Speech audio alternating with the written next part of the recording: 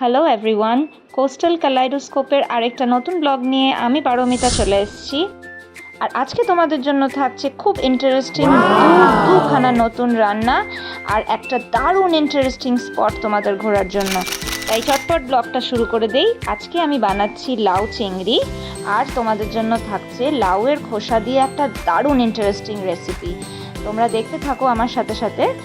আজকে বানাচ্ছি লাউ চিংড়ি, তাই জন্য লাউগুলোকে এরমভাবে খোসা ছাড়িয়ে নিয়েছি। লাউয়ের খোসা ছাড়িয়ে তোমরা লাউয়ের খোসাগুলো কিন্তু কখনো ফেলে দেবে না।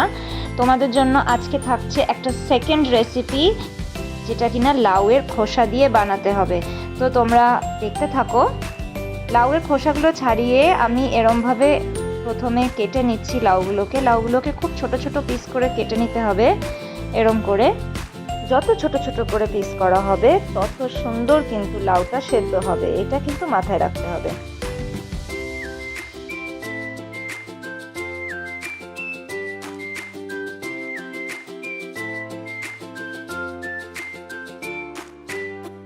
তোমাদের আমি আবার কেটে দেখিয়ে দিচ্ছি। লাউগুলো কিন্তু এরকম এরকম ছোট ছোট পিস হবে, তাহলে লাউটা গলতে কোনো অসুবিধা হবে না কারিতে।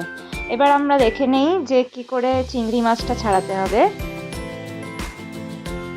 তো দেখো গায়ের খোলসটা কিরমভাবে ছাড়াতে হবে। আগে মাথাটাকে কেটে নিতে হবে, করে গায়ের খোলসটা ছাড়িয়ে তারপর লেজের দিকটা একটু প্রেসার দিলেই লেজটাও খুলে বেরিয়ে চলে আসবে। দেখো কিরমভাবে মাথাটা ছাড়ানো হচ্ছে। আর তারপরে এরকমভাবে গায়ের খোলসটা সম্পূর্ণভাবে ছাড়িয়ে নিয়ে তারপরে লেজের কাছটাতে অল্প একটুখানি প্রেসার দিলেই লেজটাও খুলে চলে আসবে এরকমভাবে। ফাইনালি পিঠের এই ময়লাটা কিন্তু ছাড়িয়ে নিতে হবে। দেখো কীরকমভাবে পিঠটাকে একটা ছুরির সাহায্যে কেটে ময়লাটাকে বার করে নেওয়া হচ্ছে। এরকমভাবেই ময়লাটাকে আগে কিন্তু বার করে দিতে হবে, না হলে মুখে লাগবে খাওয়ার সময়। আমি একটা আলুও ছোট ছোট করে কেটে এরকম ডাইস করে কেটে দিয়ে দিয়েছি সবজির মধ্যে। তোমরা দেখো কীরকম ছোট ছোট হবে। আলুটাও কিন্তু প্রায় লাউয়ের মতন ছোট ছোট সাইজে কাটা হবে, তাহলে একসাথে দুটো গলে যাবে। আর না হলে বড় হলে কিন্তু লাউ গলতে চাইবে না। আর আমি নিয়েছি 3টে চেরা কাঁচা লঙ্কা আর সামান্য 1 ইঞ্চি মতন আদা। এবার আমি লাউয়ের খোসাটাকে ধুয়ে নিচ্ছি। এটা দিয়ে হবে আমার সেকেন্ড রেসিপি, আজকের সারপ্রাইজ রেসিপি। আর এটার মধ্যেও কিন্তু একটা দারুণ টুইস্ট রয়েছে, সেই জন্য তোমরা দেখতে থাকো। এরকমভাবে ছোট ছোট করে লাউয়ের খোসাগুলোকেও কেটে নিতে হবে। এবার আগুনে একটা কড়াই চাপিয়ে দিয়ে তার মধ্যে দিয়ে দিলাম 2 চামচ মতন সর্ষের তেল। তেলটা একদম ধোঁয়া ওঠা অবধি গরম করতে হবে। তারপরে চিংড়ি মাছগুলো দিয়ে দিলাম, দিয়ে উল্টে পাল্টে বেশ লাল লাল করে চিংড়ি মাছগুলোকে ভেজে তুলে নিতে হবে। এবার গরম তেলে ফোড়ন দিতে হবে তেজপাতা, শুকনো লঙ্কা, জিরে আর গোটা ধনে দিয়ে ফোড়নটা রেডি হলে তার মধ্যে দিয়ে দিয়েছি সবজিগুলো ভালো করে ভাজার পরে ঢাকা দিয়ে রেখে দিতে হবে লো হিটে। অন্যদিকে একটা ফ্রাইং প্যানে 1 কোয়া রসুন আগে ভেজে নিতে হবে। তার মধ্যে দিয়ে দিতে হবে লাউয়ের খোসাগুলো। লাউয়ের খোসা ভালো করে ভেজে নিয়ে তার মধ্যে দিয়ে দিচ্ছি 3-4টে মতন চিংড়ি মাছ দিয়ে এটাকে ভালো করে ভাজতে হবে। অন্যদিকে দেখো আমি গ্রাইন্ডারের মধ্যে রেডি করেছি কিছু মশলা। এগুলো আমি আগে ড্রাই রোস্ট করে নিয়েছিলাম। এতে আছে শুকনো লঙ্কা, গোটা জিরে, গোটা ধনে, 2 পিস লবঙ্গ আর সামান্য সর্ষে। এবার এই মশলাগুলোর সাথে লাউয়ের খোসা বাটাটা, চিংড়ি মাছগুলো সব দিয়ে দিতে হবে।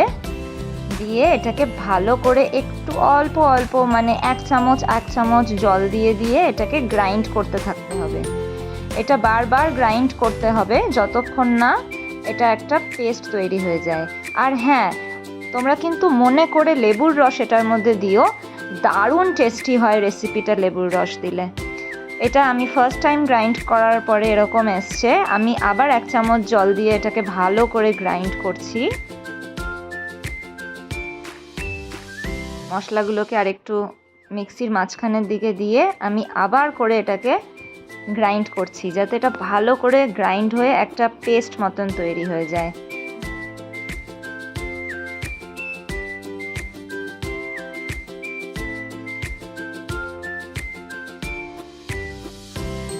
তোমরা দেখো এই পেস্টটা কীরকম হবে, কনসিস্টেন্সিটা একদম ড্রাই হবে আর এরকম একটা পেস্ট মতন হয়ে যাবে। এটা দিয়ে কিন্তু ভাত মেখে খেতে দুর্দান্ত লাগে। আর ইতিমধ্যে লাউটা সেদ্ধ হয়ে গেছে ভালো মতন। আমি 3 পিস লঙ্কা ওর মধ্যে দিয়ে দিলাম আর জল গরম করতে বসিয়েছি লাউয়ের কারির মধ্যে দেবো বলে। জলটা বয়েল হয়ে যাওয়ার পরে এই বয়েলড জলটা 1 মগ মতন আমি লাউয়ের কারিতে দিলাম। দেওয়ার পরে এটাকে আবার করে 5 মিনিট মতন ফুটিয়ে নিতে হবে।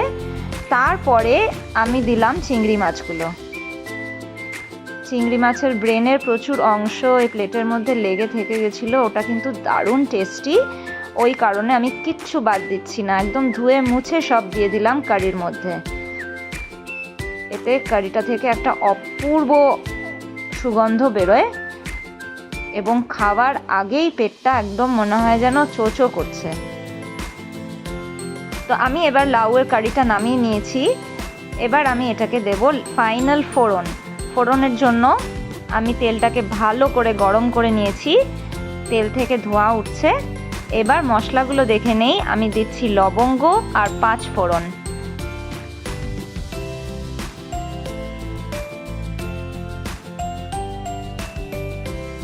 এই ফোড়নটা তেলে দিয়ে দিলাম।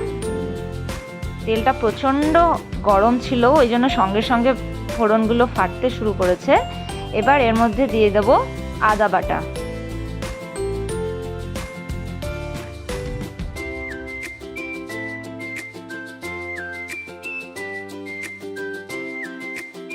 আদা বাটাটা দিয়ে একটু ভালো করে এটাকে ভেজে নিতে হবে, তাহলে দারুণ একটা ফ্লেভার, একটা দারুণ গন্ধ বেরোতে শুরু করে। যখনই আদার ভাজা ভাজা গন্ধটা বেরোতে শুরু করবে তখনই কিন্তু কারিটাকে এর মধ্যে ঢেলে দিতে হবে।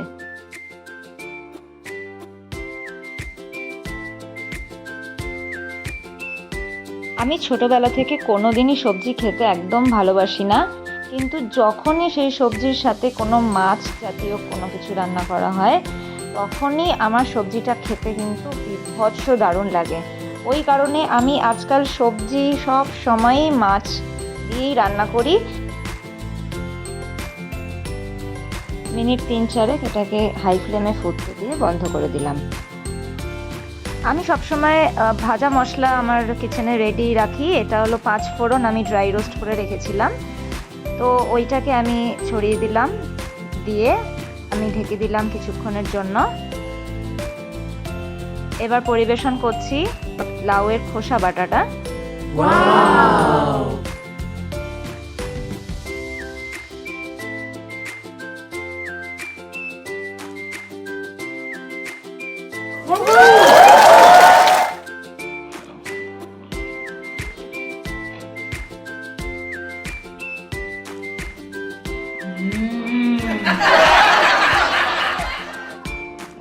খেতে হয়েছে চটপটা, টক, ঝাল, মিষ্টি, অপূর্ব।